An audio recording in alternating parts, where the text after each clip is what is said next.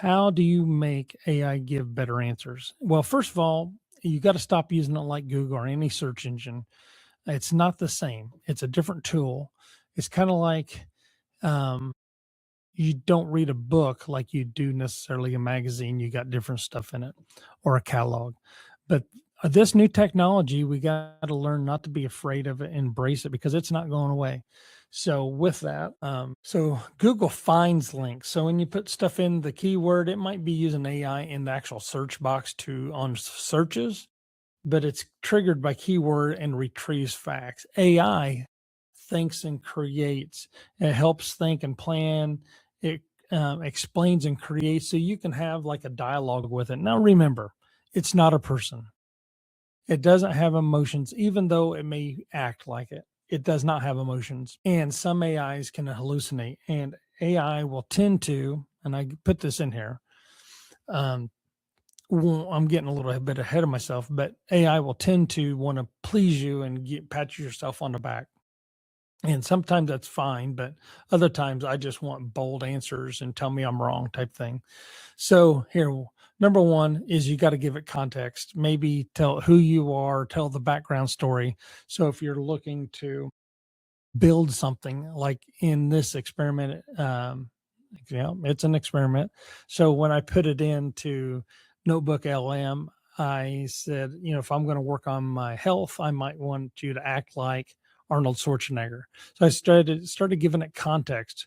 I'm going to work on my health. I want you to act like Arnold Schwarzenegger, and you start giving this long prompt. One thing I really like to do is, especially ChatGPT, Claude doesn't do it, but ChatGPT allows you to click on the microphone and you can just speak into it like a person. They do have it where you can, both of them can talk to it like a person, but I'm going to tell you, I don't think you get quite the same prompts as you do typing or speaking into that. So, yeah. So the context, who are you? What are you working on? And why does it matter? So, like for example, you may want to explain what the result looks like. Who's going to be looking at it towards the end. So, like I was saying, give the end result. What results do you want? Who is it for? And what should the final answer or the result look like? In other word, give it a role. Like I was saying, act like a coach, act like a strategist, think like an expert. You can actually ask it if it knows this person's book or this person's um, way of thinking, and it has that built into it, or it can go find it and pull that information in. So that's really cool. Example, the specific expert. So this is the one I said, think like Arnold Schwarzenegger. I want I want to get healthier, lose weight, and build strength.